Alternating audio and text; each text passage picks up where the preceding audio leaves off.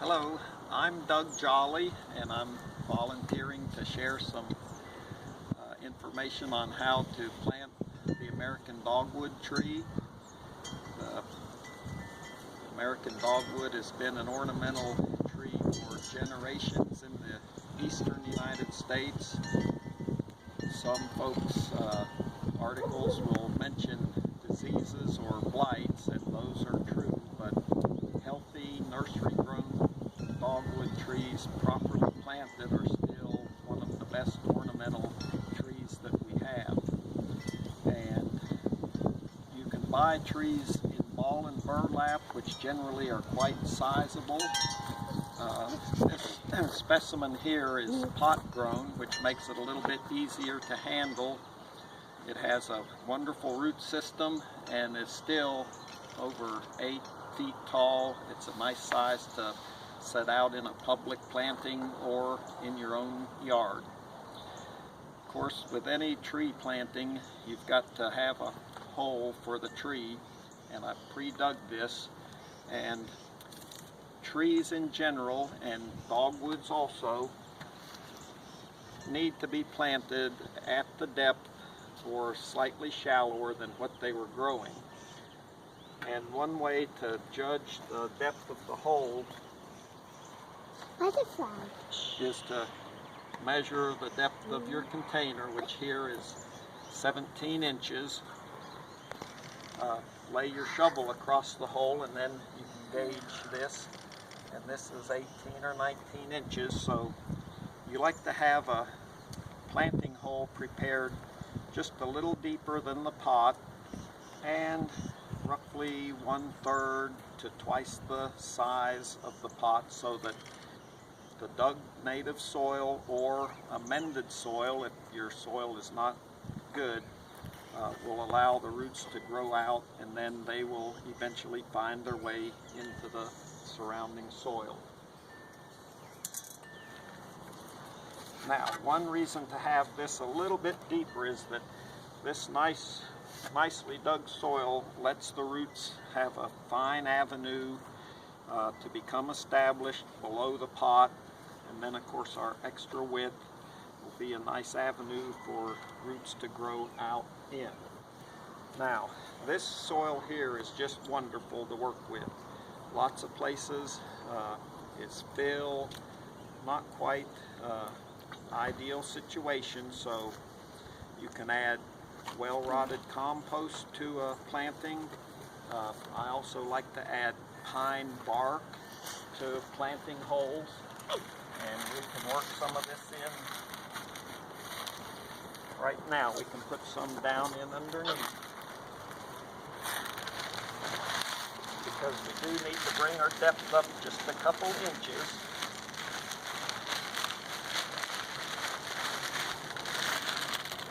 And the pine bark will decay and help make a humus type situation for our tree to grow. And you can just mix and stir this generously here.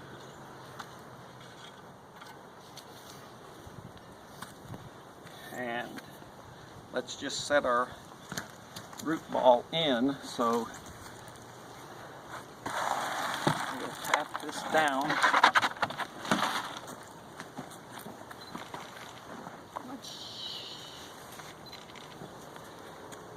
And that looks like that's going to be nice. One thing, one difference between ball and burlap plants versus a container is that ball and burlap plants are generally dug from a field-grown situation. The roots are not bound and tight. In a container, root systems will start to circle around within the pot. So the most important item, second to a proper digging of the planting hole, is to make sure that these roots are freed from their containerized growth pattern and are free to mix into the soil. And you want to just vigorously bring these roots out into the open. And you'll do that the whole circumference of the root mass. This tree will be relocated, so we're going to repot this, but that's what you want the whole way around, is roots free from the root mass, and then they can be incorporated into the fill as we build the tree. So once you have the roots teased away,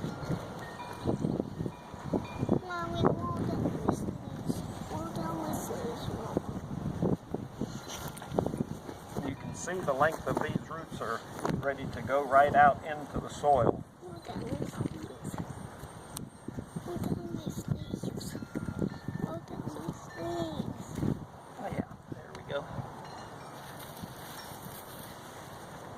Oh, does anyone want to help shovel this hole full? The girls have to do it. There's no want to, you have to. There you go. You get to take turns. You can just gently fill this dirt right in around the ball there. That's perfect. Just go right at it there. And once we get half filled, we're going to stop and place part of our water in here. Anna, after you put the water in, you need to put some of that soil on at the top, okay? That's it, just work right around. We got a picture of Anna planting a tree in the Netherlands.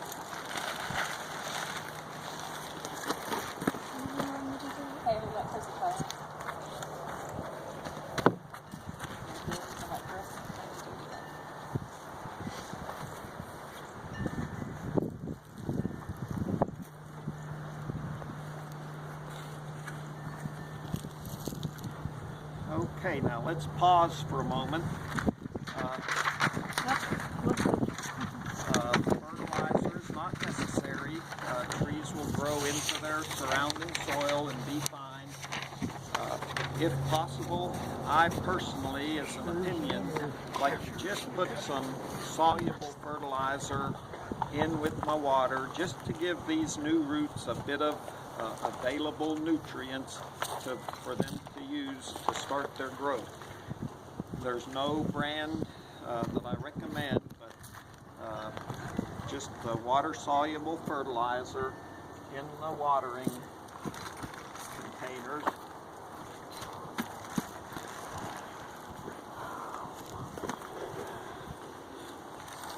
That just gives this nice tree a little bit of nutrition available to start into its lifespan.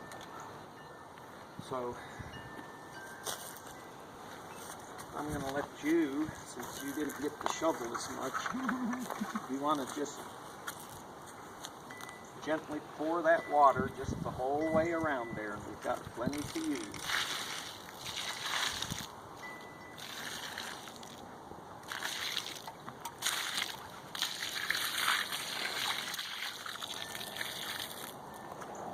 Good for starters. And now someone else can just pour about half of this over on that side. I think needs just a little bit more, just about half of that. If you want to walk right around.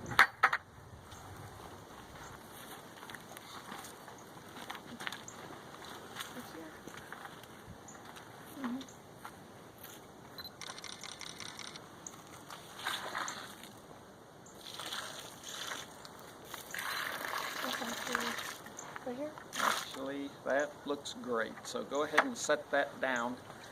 Now, does anyone want to volunteer to ruin their sneakers? Well, then I will tamp this in. So Kendra's got her mud boots on. Footwear. We're going to just eliminate air pockets that may be in this soil. Just going to gently but firmly condense this soil, and you can see these root ends are free and ready to become incorporated with our fill. So let's go ahead, whoever has shovels, we'll just fill this on up now.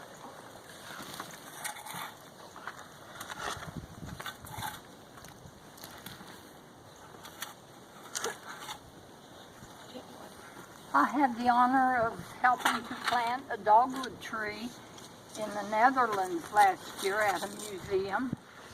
And we were there because the people was thanking us for our service during World War II, since they were starving back then, and because of work of the Rosies. Just keep that on. Yeah. Deanna and Sandra, you want to put some dirt on there? Get in there.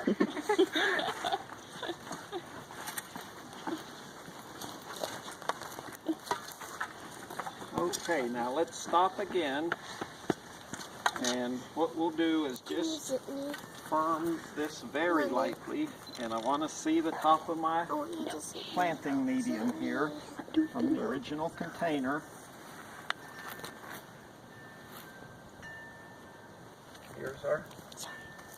There's our original surface. And now folks will step back just a minute. We're just going to smooth this area just a little bit for cosmetic purposes, and one other little step.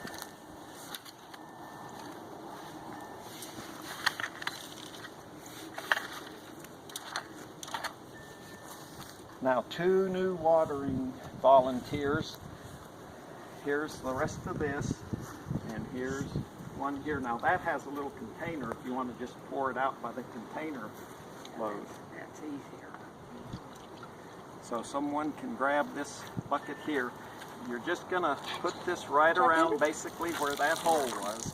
Just, you can't overdo it. Just dump her right in there.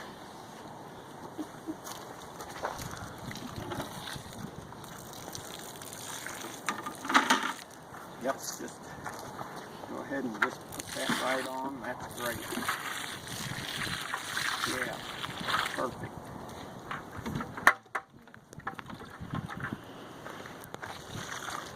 Now, once that's, now you can just pour right out of the bucket now that you've got some of that gone. Anyway, you can notice with this soil, the water's soaking right in. One trouble with ornamental plants is that sometimes people want to plant something where it really is not comfortable, such as in clay soil, backfill and such. Dogwoods naturally occur on well-drained, moisture-retentive soil, such as abandoned fields, at the edges of woods. They really don't like being put in a parking lot of clay and pavement, but lots of folks choose to do that. Now save that last little bit of water. So anyway, in proper soil, proper depth, proper watering, that's how we have trees that are growing in the lawn here, dogwood. We have a nice dogwood that's growing in a mulch hillside of pine needles. We have dogwoods above us here that are coming into bloom, growing on their own. So they're a very carefree plant if they are in the correct site. Now, the 2 last steps are to make a small little well, so to speak, to conserve rainwater as it falls, and then to properly apply a protective layer of mulch. And what we want is just a little collar of raised dirt that's going to act to hold rainwater as it falls through the season, to hold rainwater around the base of the tree instead of potentially running off the planting hole site. So it's just a very shallow lip.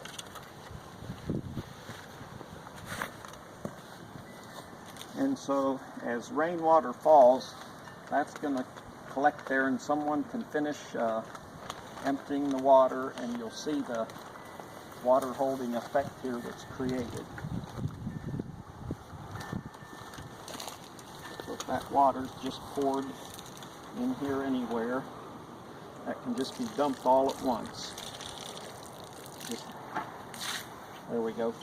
So anyway, you can see, like during a rainstorm, The water's gonna be held there and allowed to soak into these new roots.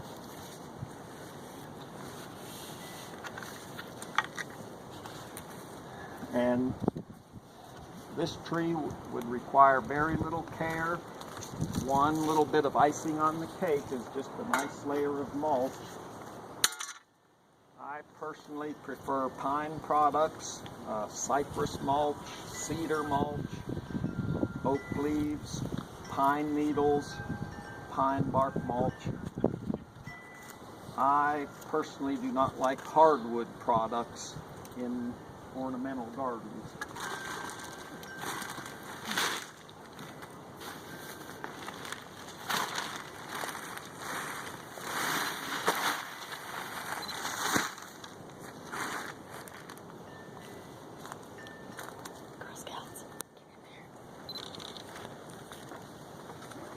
And this mulch will serve several functions. It will help to suppress weed growth. It will conserve moisture. And often it's very attractive, so just spread that around in a nice layer.